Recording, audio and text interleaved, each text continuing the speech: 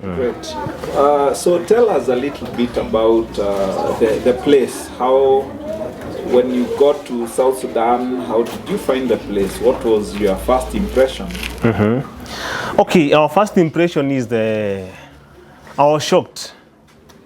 Yes, I was very much shocked about the country because I found a country that it looked like there's nobody. And the few people who are there, they were actually awkward. They were wearing awkward clothing, half naked. That's the first time. Most of the young people were carrying guns. Yeah, that was the first impression when we just cleared at the border. And the place, there were no tarmac road. It was just a rough road. It was like we were in a jungle, and of course we were in a jungle because you could not see buildings around, houses. Yeah, we just found a bare land. Okay. So now you've told us about your journey, and when you got there, what were some of the health challenges that you found? Okay, after all the preparations and reaching Pastor Mark's compound, slept there, and in the morning we started our journey to our first medical camp. It was a big shock that that place has got no even single primary healthcare facility. It was a big challenge to see that. Mothers, they were pregnant mothers, there were children, and nobody among them was couldn't get healthcare because there's no hospital. That was the first issue, the challenge we got. People there were very hanker for healthcare, and we didn't find. We were at time because even you find there are many things you need to do for those people. There are some tests we have to do. There are some various health things you have to test, but you have none, and that was the challenge. Okay. So just describe for somebody who does not really get the picture nicely, like how far would somebody have to walk to a health clinic? Wow. Oh, in fact, walking, yeah, not even having any means of transport, as you have said. So people have to walk over, even I don't think if it's less than 100 kilometers. 100. It's more. It's even 200 because it was the place that had a facilities about Juba, and that place is about 200 kilometers and above. So in other words, you didn't see any health clinic on the way? Health clinic, any health worker. Yeah, those people are totally out of any healthcare facility. Yes. So what ailments did you encounter when you were treating them?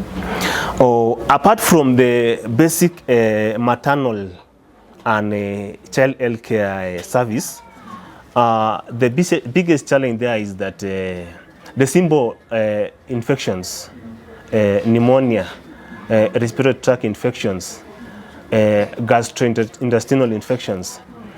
We have people there having blindness because of conjunctivitis, and we need to study as time goes. We see what are the causes of the conjunctivitis. Yes, and also people there have very extensive keloids. Keloids caused by cutting themselves on the skin for therapeutic purposes. Some of them are doing for beauty. Yes. Some of them are using for initiation. Yeah, that is the main challenge of those people, and they are cutting themselves, and the cuttings causes a lot of extensive keloids. Yeah,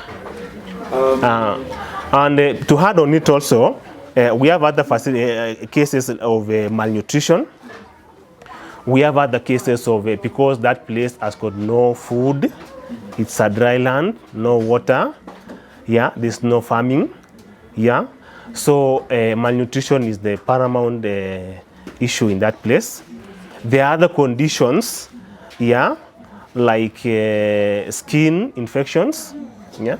The other conditions I saw, a lot of old people have PPH, that is a benign prostate hypertrophy. There are people there having several hernias. Yeah, there are hernias in those places, and people cannot get, and those hernia needs a surgical procedure for it to be cured. But you find that people there, there is no facility, so they cannot even do even a simple procedure like anatomy. Okay. Yeah, yes.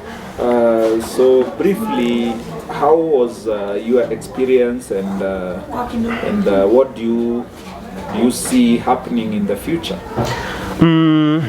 Apart from the various conditions, and people not even getting any healthcare facility, and before I go to my future expectations, life expectancy at that place is very challenging. Yeah, because you find a mother tells you that I have already I have given birth to 15 children, and the ones who are alive are only 5. Are you seeing that? We also find old people there telling us that okay, this place there's no wazee, or the whole people have died. There are very few people who are above 45 years old. Most of them they are even not going beyond 60. Yeah, so the life expectancy is very small. Yeah, so my future expectations there is that we can see the way we can help those people. And the first help for those people is doing what we call a healthcare or opening an healthcare clinic, a small primary one. We start from the primary. Okay. We treat the basics ones. Another one is helping them with water. They can get nutrition. They do a farming. Another issue is the education. Those people are out of any education. We can do some education, open up a facility, of which we saw a lot of work done there by GFI and the team, and that was great for them. Wow. Yeah.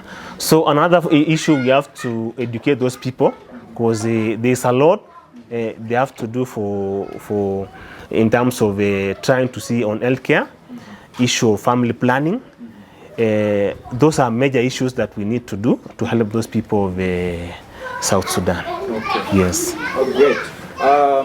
Just before I forget, could you talk briefly about your host, the person who invited the whole team to South Sudan? We were very grateful for the team, for Pastor Mark, our wife, and that was Julius.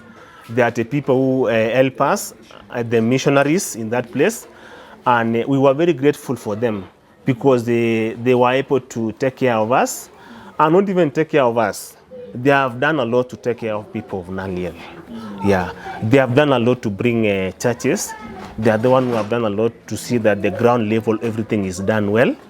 They have done a lot to make sure that people of Naliel are getting the basic education, and also they are saying we go and help them to bring healthcare in that place.